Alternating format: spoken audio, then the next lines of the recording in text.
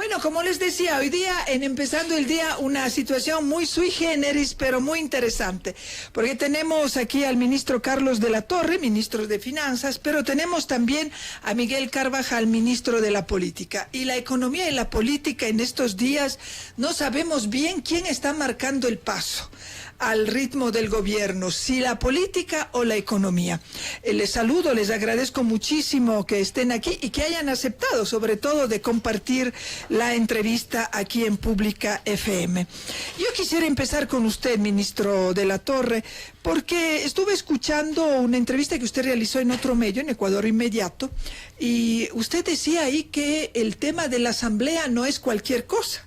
O sea, el hecho de que la Asamblea, por ejemplo, haya decidido que el dinero electrónico no pase a manos de la banca privada, sí puede implicar un problema en términos del manejo de la dolarización y de la sostenibilidad de la dolarización. ¿Cuáles son las implicaciones de las decisiones que ha tomado la Comisión de lo Económico de la Asamblea Nacional en función de la Ley de Reactivación Económica, Giovanna, señor ministro? Muchas gracias, muy buenos días. Es importante entender que en materia económica los instrumentos a disposición de las autoridades no son muchos.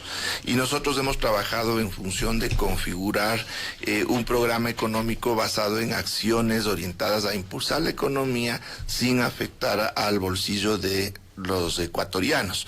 Y en esa medida, cualquier modificación que se realice, que sea sustancial en el proyecto de ley, lo que hace es restarnos los instrumentos que tenemos a disposición para alcanzar los objetivos que estamos buscando.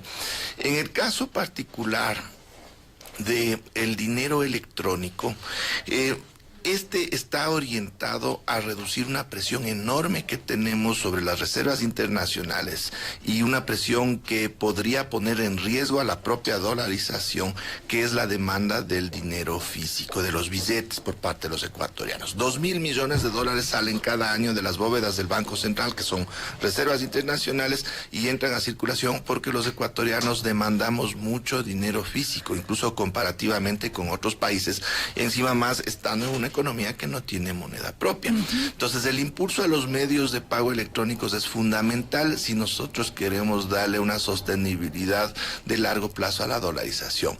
Y si no disponemos de esos instrumentos, entonces tenemos el problema de que no hay otras alternativas o nos quedan muy pocas para poder enfrentar este riesgo. Yo quisiera aclarar, y después voy a ver con Miguel Carvajal qué dice la política frente a eso.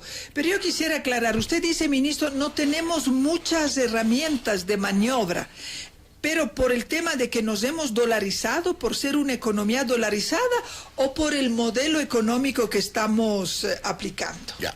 En general, en economía no hay muchas herramientas. Okay. Peor todavía cuando no se dispone de una moneda propia. Es decir, con eso tenemos menos herramientas todavía, pero tenemos más problemas que enfrentar porque tenemos que gestionar un sistema monetario basado en una moneda de la cual no tenemos control. No podemos emitir esa moneda. Entonces, con menos herramientas, con problemáticas más complejas, entonces la cosa se vuelve más difícil y lo poco que nos queda es lo que tenemos que aprovecharle al máximo en este caso para darle sostenibilidad a la dolarización. Ahora, Miguel Carvajal, buenos días, qué gusto saludarle, ministro. ¿Qué pasa con la Asamblea? O sea, ayer usted tuvo una jornada intensa con los alcaldes, pero me imagino yo que en la Asamblea también usted no se queda quieto porque tiene un bloque de AP con una comisión que manifiesta ahí la pugna, pues, entre las dos corrientes de AP, pero que se refleja en un tema económico que creo yo que va más allá de lo que puede ser una pugna ideológica, porque lo que habla el señor ministro de la Torre es clarísimo. Entonces, desde la política, ¿qué hacen? ¿La economía se arrodilla frente a la política, como dice un análisis del día de hoy en el Telégrafo?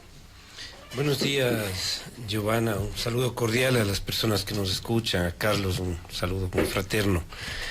Yo creo que hay que ir un poquito más allá de esos clichés, ¿no? quién se arrodilla con quién, porque además en la economía hay distintas opiniones políticas y en la política hay también distintas opiniones.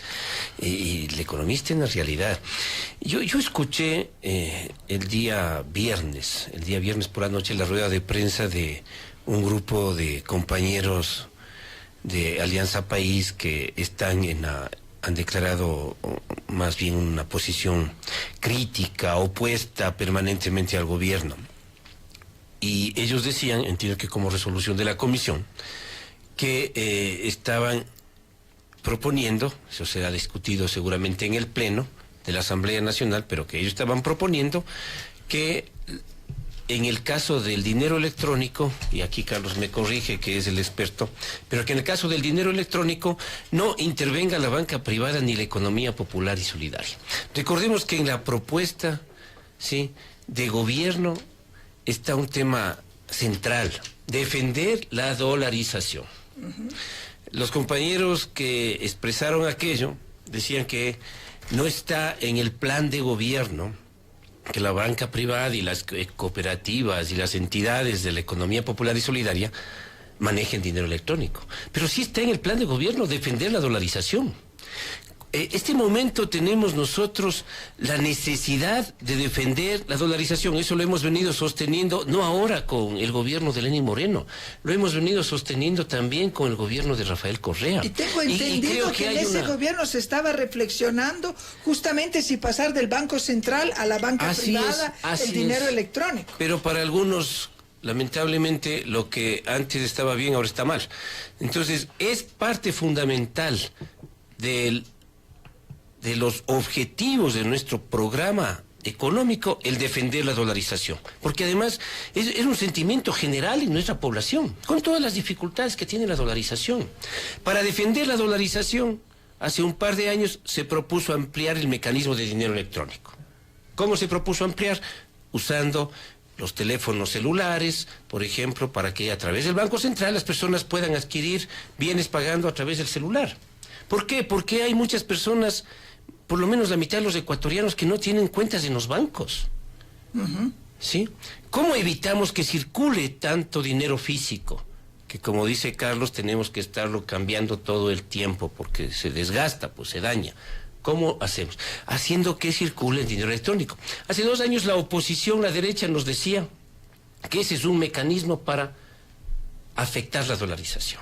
Decíamos que no, si todo el mundo usa dinero electrónico, aquí en Colombia, en Europa, en Estados Unidos, cerca de nuestro país y lejos de nuestro país, se usa dinero electrónico. Se usa para pagar Casi el taxi, no es como en el Supermaxi, las personas que tienen la tarjeta de débito pagan con tarjeta de débito, ¿sí? En otros países el taxi se paga con dinero electrónico, pero usted dígame, ¿en qué establecimientos comerciales se puede pagar a través del teléfono celular que maneja el Banco Central? Bueno, aquí en Ecuador yo lo he hecho solo en TIA. En TIA creo que en uno de las cadenas de comisariato y nada más. Es difícil, no nos neguemos. Creo que en algún momento se decía que si debemos manejar, Carlos dice se necesita 2.000 millones, pero digamos que el objetivo de esta ley es lograr manejar 800 millones, 1.000 millones, poco a poco. 1.000 millones necesitamos manejar en dinero electrónico para proteger la dolarización. Con el Banco Central estamos manejando 10 millones, cerca de 11 millones.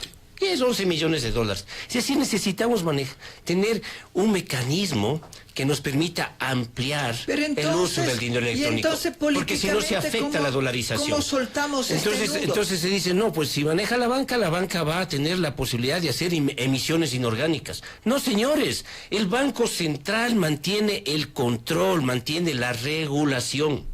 ¿Sí? No, que la banca va a cobrarnos más. Pues bueno, pues eso hay que ajustar porque no es dable tampoco, ¿sí? Que lo que se está cobrando en el Banco Central de pronto se incremente y se vuelva tampoco un negocio. No, pero cuando se dice no a la banca, también se dice no a la economía popular y solidaria. Esta es una que posición... ha sostenido el Ecuador en la crisis. Así es, y hemos venido... Y estas medidas y parte de los acuerdos, parte de los diálogos ha sido fortalecer la economía popular y solidaria. Estamos procurando que bajen las tasas de interés para que los campesinos, para que los productores a través del Ban Ecuador, pero también a través del sistema de cooperativas, que es el que llega, ¿sí? con los bancos comunitarios, etcétera, pueda acceder a crédito a la población más barato. Entonces aquí las cosas son claras. O defendemos la dolarización, ¿sí?, o afectamos la dolarización. Nosotros creemos que hay que defender la dolarización, que es necesario ampliar el mecanismo de uso de dinero electrónico, hay que masificar. Para eso los bancos, para eso las cooperativas, la economía popular y solidaria nos puede ayudar, y creo que hay que ser lo suficientemente sensatos y prudentes para, más allá de las diferencias políticas, de los conflictos internos en Alianza País, más allá de eso hay que pensar en el Ecuador.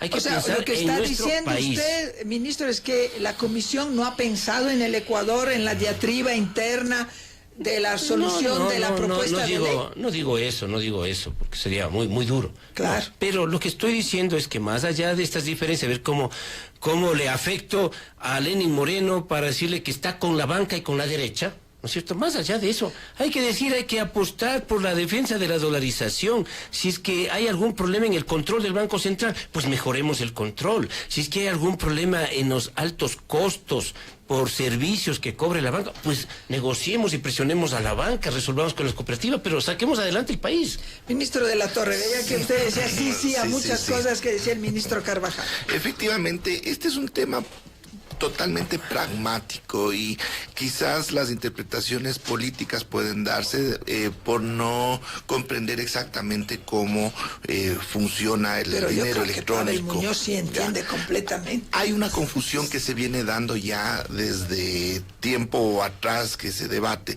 en el sentido de que el dinero electrónico abre la posibilidad de emisión inorgánica. Pero eso no es... Traduzcámoslos al castellano, por favor, porque... Que se puede emitir una moneda distinta del dólar llamada dinero electrónico. Por eso que eso antes es lo que se maneja. La banca privada decía que se afectaba la dolarización porque entraba esta nueva moneda o que no tenía respaldo. Pero eso es una interpretación inadecuada, porque este mecanismo es en realidad una cuenta, es decir, es equivalente a mantener una cuenta corriente, una libreta de ahorros de una entidad financiera en la que se le pone y se le quita dólares, como en cualquier cuenta. Entran y salen dólares constantes. Y además uno tiene que tener una cuenta de ahorros o de corriente. No necesariamente, esto permite abrir un tercer tipo de cuenta que se llama cuenta básica, que uno ya no necesita acercarse a una sucursal bancaria y no necesita hacer un depósito inicial. Uno puede abrir la cuenta con $0,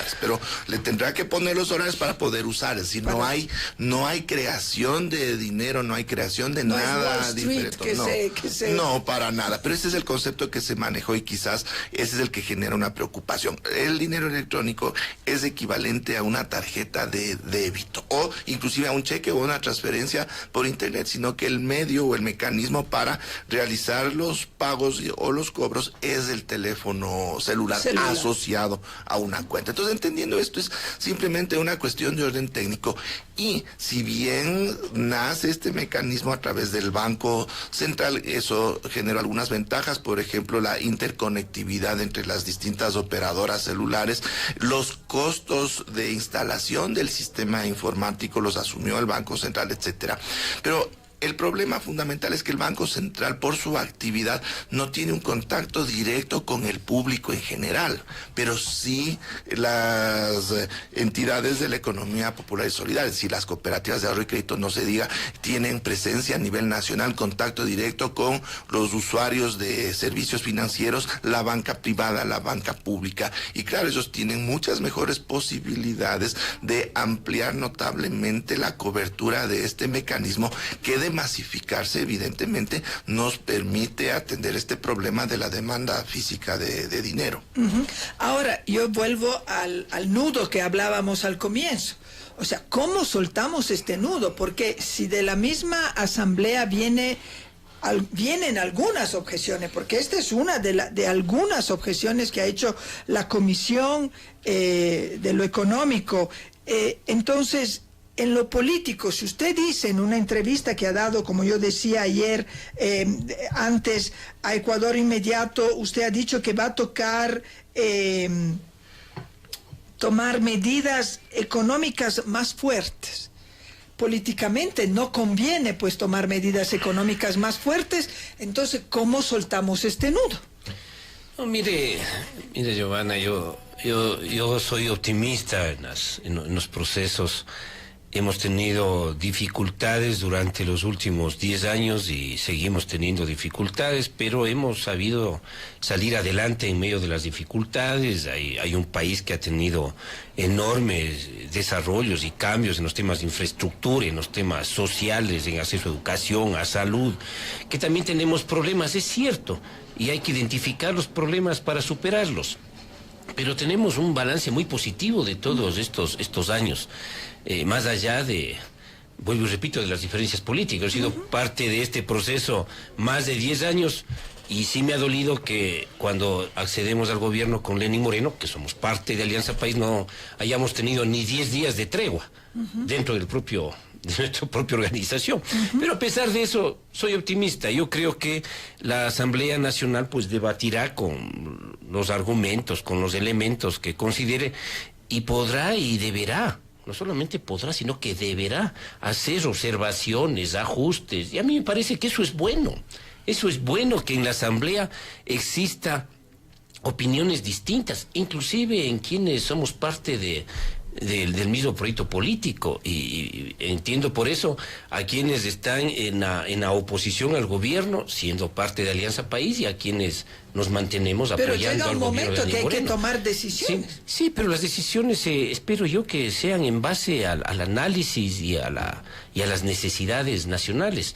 Y yo estoy seguro que así será de parte de las distintas bancadas. Ahora, que existan modificaciones, probablemente. Nosotros mismos hemos encontrado y hemos sugerido desde el gobierno la necesidad de varias precisiones y de varias modificaciones.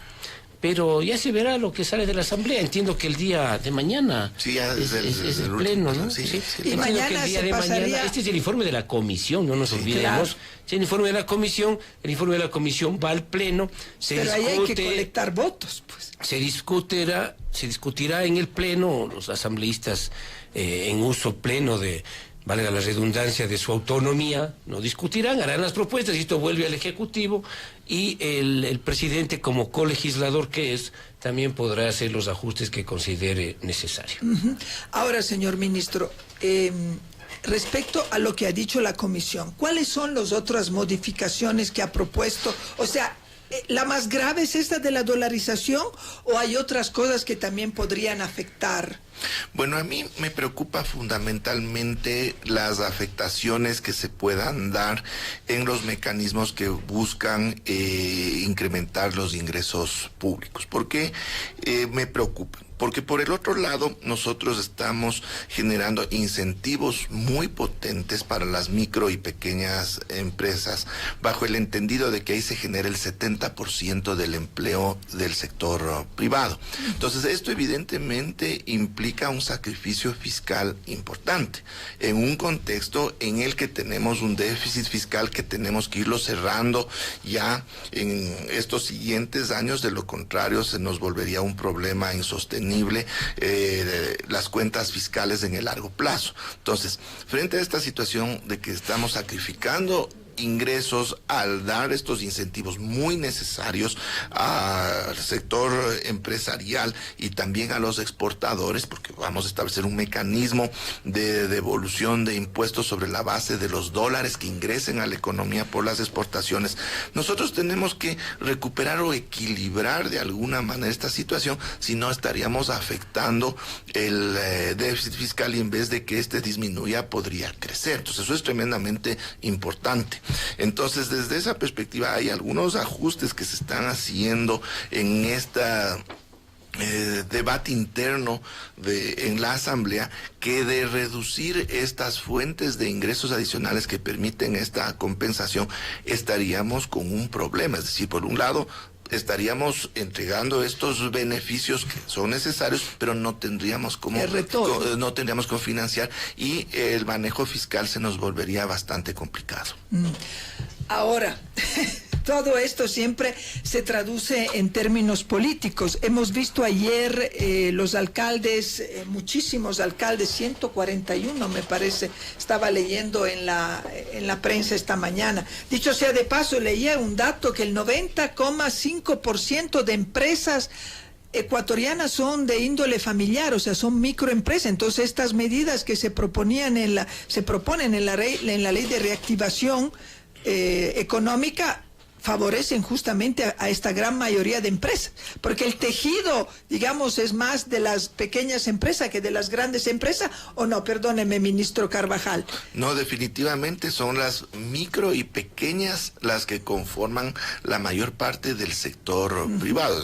Evidentemente las grandes empresas son importantes, pero solo generan el 30% del empleo. Pero hay que entender que las grandes empresas, por sus características, por su dinámica, por lo que se llama economías de escala, es decir, por el tamaño que ellas tienen también muchas más posibilidades de poder enfrentar situaciones adversas. De hecho, también son las que más utilidades generan, mientras que las micro y pequeñas, siendo las que mayor empleo generan, son las más vulnerables a cualquier situación adversa, son las que a duras penas generan utilidades, en muchos casos viven en un equilibrio, tas con tas, como se dice.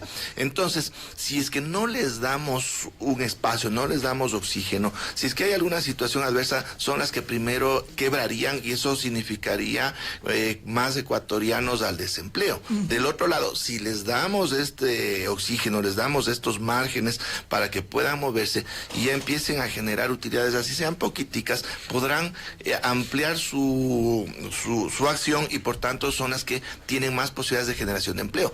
Mientras que las grandes, al tener altas utilidades, al tener dinámicas muy sólidas, son las que pueden contribuir un poquito más para que con esos recursos podamos apoyar a este gran número de empresas micro y pequeñas. Ahora, estas micro y pequeñas empresas están en los cantones de los alcaldes que ayer vinieron y por ejemplo, dijeron sí a la consulta popular, más allá de la diatriba económica, y sí también a de la diatriba política interna de AP, y porque dicen es necesario avanzar y modificar cosas que eventualmente estuvieron bien en un momento, pero que después, como todo cambia en la vida, todo puede ser perfectible. Pero políticamente, ¿cómo se está moviendo el gobierno frente a la consulta popular, frente al hecho de que la Corte esta semana tiene que dar su dictamen? ¿Cómo se han dado estas negociaciones? Porque son, en el buen sentido de la palabra, conversas, entenderse, esta política de diálogo que ayer de noche el presidente lo ha reafirmado una vez más. El diálogo debe ser la herramienta fundamental y no la confrontación. Mira, Giovanna, como acabamos de ver a propósito del tema económico, siempre habrán posiciones distintas, habrá intereses distintos. Hay quienes no desean, por ejemplo, medidas económicas para controlar el contrabando.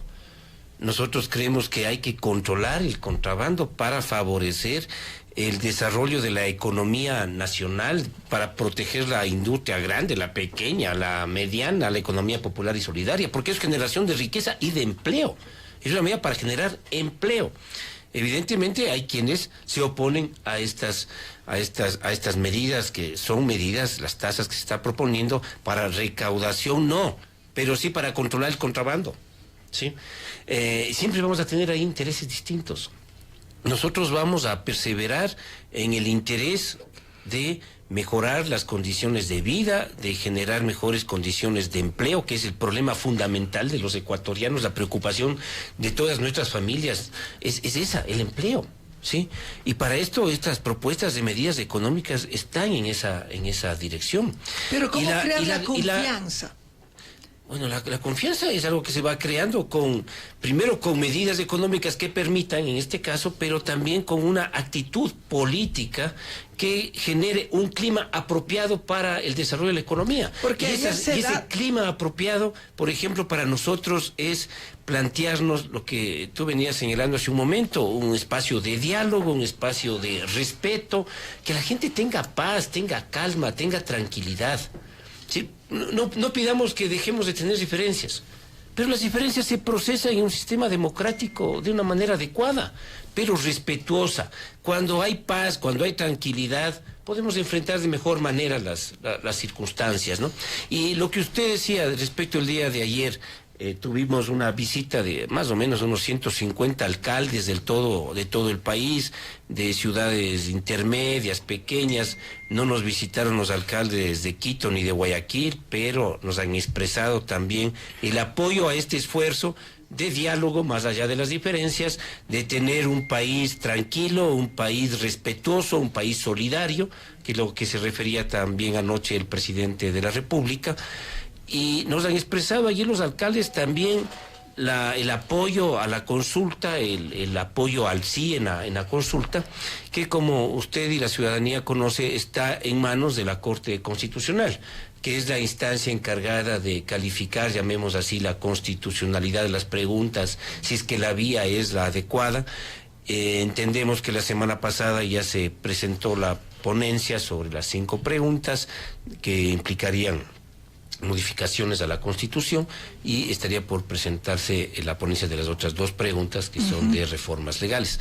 Esto ha sido criticado, que por qué se hace consulta cuando se puede hacer a través de reformas. En el 2011 también hicimos pues consultas que implicaban reformas y consultas que implicaban preguntas de modificaciones constitucionales, reformas legales y modificaciones constitucionales, porque eso lo permite la Constitución.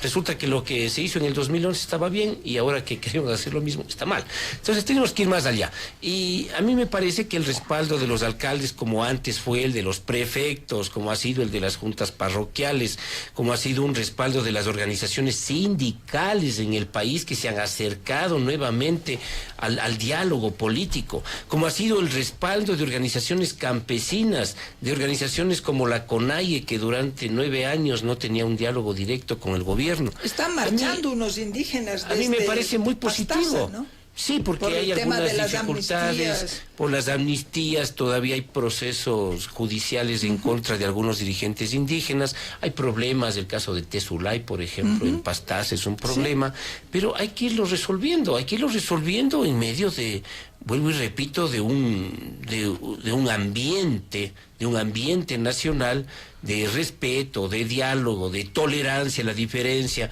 de superar esta actuación de la política o de los políticos siempre con el insulto y la denigración. Eso yo creo que siempre lo propusimos y no siempre lo logramos. Algunos de nosotros, por los conflictos internos de AP, inclusive hemos sido víctimas de una cantidad de insultos y acusaciones, ¿no? Pero yo creo que más allá de eso hay que perseverar en tener un clima adecuado. Vuelvo y repito, en un ambiente político, que eso va a ayudarnos a todos en los temas cotidianos, como en la economía, como en la búsqueda de empleo, como en el tratamiento de las diferencias. Ministro de la Torre, en términos de diálogo y de ambiente adecuado, con las cámaras de comercio de Guayaquil, de Quito, con estos que son, digamos, los antagonistas clásicos de un gobierno siempre, cualquier tipo de gobierno, no solo un gobierno progresista, porque cuando el gobierno trata de ordenar la casa, de poner reglas del juego, ellos siempre se ven afectados y siempre levantan la bandera, ¿no? ¿Cómo estamos en esta situación de diálogo con estos actores económicos, digamos, que son también políticos, ¿no? Bueno, el diálogo ha sido permanente, inclusive estuvo institucionalizado y sigue de esa manera desde la conformación del Consejo Consultivo Productivo y Tributario. Y no solo en esos espacios, sino en otros más hemos estado en permanente conversación. En mi caso, personalmente, he atendido muchas invitaciones de las cámaras, de los sectores empresariales, para dar las explicaciones del caso, escuchar cuáles son sus posturas. Y en ese sentido hemos tratado de ir avanzando y nuestras propuestas se han enmarcado en mucho de lo que hemos conversado. Pero también hay una situación que es importante, es decir, una cosa es casa adentro lo que se ha conversado en estos espacios, en estos foros, y otra también es cómo salen ciertos actores a los medios y cómo plantean la problemática que no necesariamente corresponde con lo que se ha discutido con los titulares de las empresas, con quienes se están representados por estos organismos, porque una cosa es la representación y otra son los titulares de las empresas. Los que están en el día a día. Sí. Entonces sí hay diferencias en este sentido. Hay también un posicionamiento político desde ciertos sectores que no necesariamente refleja cómo se está manejando en estas conversaciones casa adentro, que tengo que decir que siempre han sido muy cordiales, muy respetuosas, y he estado en la mesa frente a, podría decir, casi todos los representantes de los gremios empresariales muy fuertes en el Ecuador.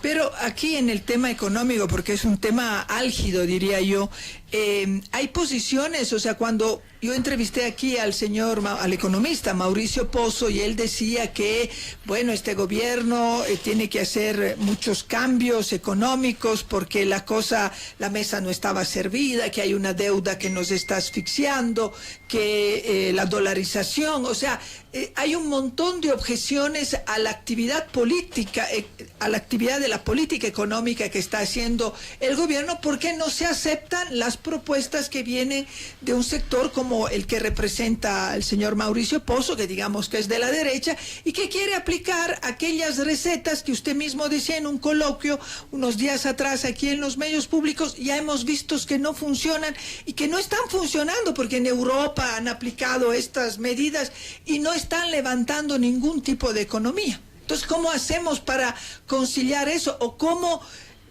poner el diálogo privado, hacerlo público para que primen ahí unos principios que sean más nacionales y menos particulares de intereses de grupos específicos? Bueno, hay dos elementos que quiero destacar en este sentido. Primero, que el discurso de ciertos analistas económicos va a mantenerse dentro de determinados esquemas, porque desgraciadamente muchos no son efectivamente analistas, son operadores políticos que defienden ciertas líneas de pensamiento que, ya llevadas a la economía, tendrían que tener consistencia con esos postulados. Pero ahora viene la segunda parte. ¿Qué pasa con los grandes sectores que resultarían beneficiados de las acciones económicas que nosotros estamos proponiendo, y en general de cómo estamos manejando la economía y la política en estos últimos meses? No hemos tenido ninguna reacción negativa de gremios de artesanos, de sindicatos, de transportistas, de amas de casa. No hemos tenido estudiantes en las calles volcados protestando frente a determinadas medidas. Es ahí donde está la mayor parte de la población ecuatoriana, y es por ellos y para ellos que estamos nosotros trabajando. Entonces también hay un sesgo en los medios de comunicación que se concentran en determinadas posturas, en determinados, efectivamente. Por ejemplo, sobre la tasa aduanera, ese impuesto que decían que un carro va a subir $4,000 más, entonces va a haber una debacle, y eso políticamente afecta al país.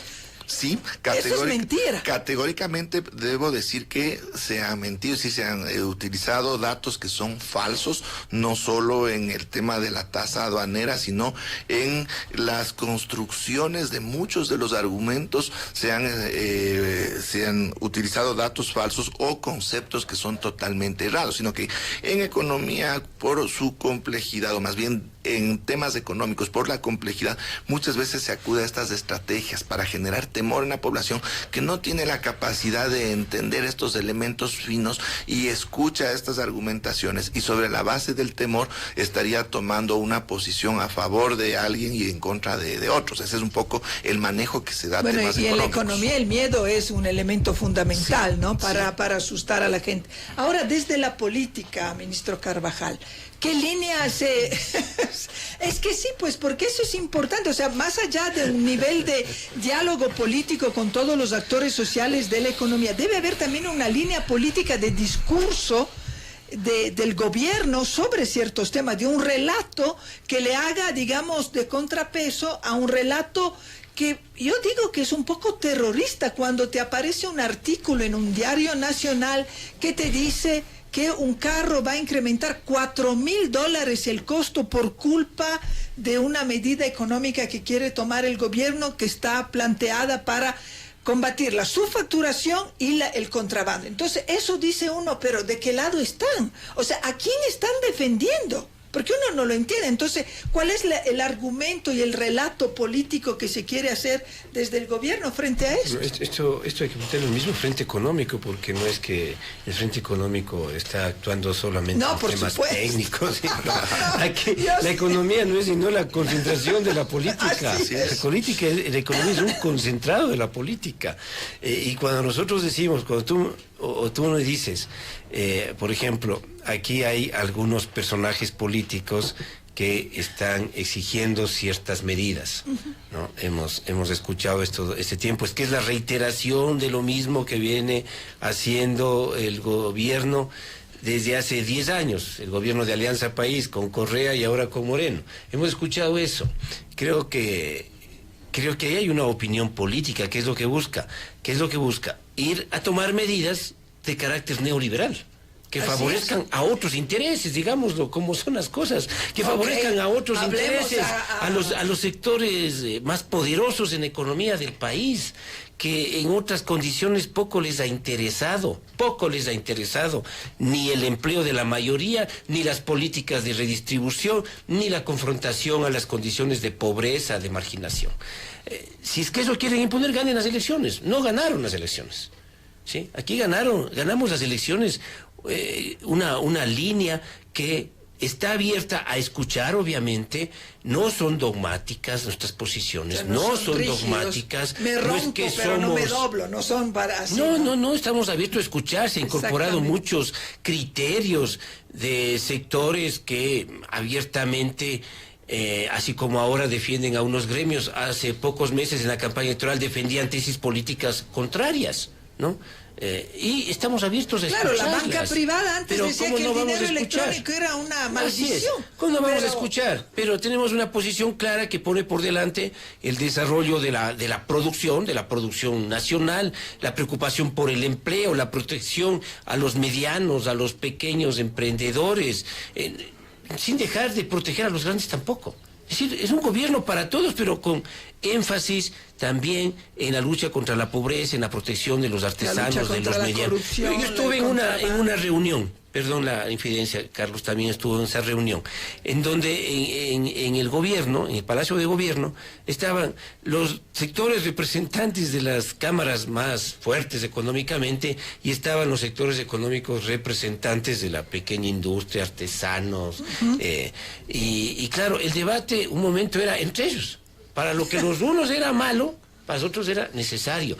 Unos decían no hay que tener tasas aduaneras, los otros decían pero si no hay tasas aduaneras nos quiebran, y son miles de ecuatorianos. Entonces ese es el debate. Entonces el gobierno tiene que optar, no dejar de escuchar a nadie, tratar de escuchar a todos, ¿sí? Pero escuchar no significa someterse a un otro criterio. Nosotros tenemos posiciones políticas, ideológicas, una propuesta de desarrollo nacional, ¿sí? Y el hecho de escuchar a todos, de ser flexibles, lo que muestra es la ausencia de dogmatismo, la apertura, pero también muestra, cuando se toman las medidas, una propuesta clara. Estas propuestas de medidas económicas, ¿sí?, están en una línea de promover la producción, de disminuir aquellas o modificar aquellas condiciones tributarias que nos permitan mejorar la inversión en la producción, atendiendo a muchos reclamos de todos los sectores. Y implementar el famoso cambio de la matriz productiva. Hay exenciones en el pago de los impositivos, pero promoción también del empleo y de la redistribución. Estas han sido unas de las medidas más importantes en redistribución de la riqueza, y eso marca con claridad la línea política, la línea ideológica de nuestro gobierno. Evidentemente entendemos que habrá diferencias de criterios, pero vuelvo y repito, diálogo con todos, escucha a todos, ¿sí? Pero evidentemente hay que tomar decisiones e irlos a debatir, y hay que seguirlos debatiendo, y con flexibilidad. Nosotros no tenemos miedo a decir, aquí hay una equivocación. Bueno, un principio de Lao Tse dice que no hay nada más fuerte y flexible que el agua. El agua es súper flexible, pero nadie es más fuerte que el agua, porque la gota rompe la piedra. La ultimísima pregunta, porque ya me dice, no ha hecho el corte, tenemos que ir al corte. La deuda, señor ministro de la Torre, es otro diablito ahí que alzan el diablito y verán que la deuda, que por Dios. ¿Cómo andamos con el tema deuda? Bueno, se genera muchas veces polémica de algo que no tiene por qué ser así, que es muy técnico. Y voy a explicar cómo se mide y se entiende técnicamente la deuda. Primero, el Estado ecuatoriano, que es el gobierno central, más las empresas públicas, de todo lo que es el sector público, tiene un conjunto de obligaciones, ¿ya? El total de estas obligaciones alcanza un valor cercano a los 57 mil millones de dólares, incluido lo que se llaman los pasivos contingentes, es decir, obligaciones o deuda que todavía no estén firme por diversas razones, por ejemplo, los juicios que tiene el país impuestos por empresas petroleras que nos reclaman pago de indemnizaciones, etcétera, que hasta que no haya una sentencia de un juez o una disposición de un árbitro no es deuda. Entonces ahí estamos hablando de un valor total de cerca de los 57 mil millones. Pero hay varios tramos dentro de eso que tienen sus características. Por ejemplo, tenemos una parte importante que son las obligaciones que tienen las empresas públicas. Entre estas empresas están Petroamazonas y Petroecuador, que son inmensas, y ellas también tienen su deuda. ¿Ya? Y claro, esta deuda se le analiza como un componente de todas estas obligaciones. ¿Por qué? Porque esta deuda se paga a partir de la operación de las empresas petroleras, ¿ya? Y de ahí tenemos otro tramo que son los del debate, que son las deudas que tiene solo el gobierno central. Entonces hay un primer tramo que son las deudas que tiene con terceros. Ahí estamos hablando de 28 mil millones de dólares más o menos. Es lo que se llama la deuda consolidada. Esta es la deuda que por elementos técnicos, no que nosotros hemos establecido, sino a partir de manuales internacionales de los propios organismos multilaterales, es la que se utiliza para, en el caso ecuatoriano, para determinar el límite constitucional de endeudamiento, y para los registros internacionales, esa es la que se considera la deuda pública del gobierno central, algo así como 28 mil millones de dólares. Pero también hay deudas entre las propias entidades públicas, y ya no es 27 mil si nosotros agregamos esta deuda entre las propias entidades públicas, y ya nos lleva a los 42 mil millones. Entonces son los diferentes elementos que nos permiten evaluar diferentes tramos que operan con su propia dinámica. ¿Por qué se analiza esta deuda consolidada? Porque esa es la que depende exclusivamente del presupuesto general del Estado, y es la que tenemos frente a terceros. Y sumada la deuda entre las entidades del propio gobierno, es la que se llama la deuda agregada de los 42 mil millones. Entonces, entendiéndose esto, ya no hay ningún misterio. Son elementos que conforman este gran conjunto de pasivos, que son los 57 mil, pero cada uno tiene su naturaleza y cada uno por sus características tiene su evaluación y sirven para diferentes análisis.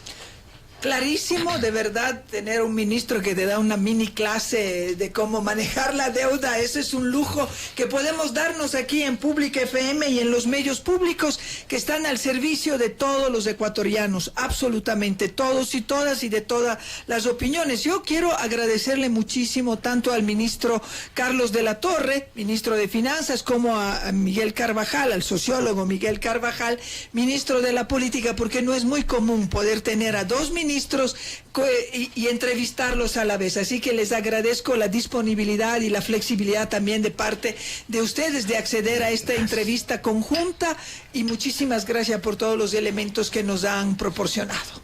Muchas gracias. Muchas gracias.